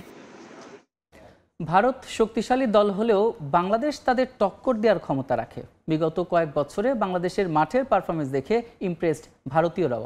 লাল সবুজকে মানছেন উঁচু মানের দল হিসেবেই। হামজার অন্তর্ভুক্তি দলকে নিয়ে গেছে অনন্য উচ্চতায়, এমনটাই মনে করছেন দেশটির ক্রীড়া বিশ্লেষকরা। হামজা, জামাল, তারিক, কাজেমদের এই বাংলাদেশ দলের খেলা দেখতে মুখিয়ে ভারতীয়রাও। এদিকে গুরুত্বপূর্ণ এই ম্যাচের আগে ভয় ঢুকেছে ভারত দলের মনে। তাই তো সুনীলকে দলে ফিরিয়ে শক্তি বাড়ানোর সিদ্ধান্ত নিয়েছে ভারত দল। শাহনেওয়াজ সোহাগের ক্যামেরায় তাজিন খন্দকারের প্রতিবেদনে বিস্তারিত। একটা ম্যাচ, দুই প্রতিবেশী দেশের মুখোমুখি অবস্থান। সাউথ এশিয়ার ডার্বি খ্যাত বাংলাদেশ বনাম ভারত ক্ল্যাশ। লড়াইটা দুই তারকা হামজা আর সুনীলের। শুধু মাঠে না, ডাগআউটেও যে উত্তাপ ছড়াবেন দুই স্প্যানিয়ার্ড মানালো আর হাভিয়ার। এই লড়াই ঘিরে দু দেশের ভক্ত সমর্থকদের মাঝে বিরাজ করছে তুমুল উন্মাদনা।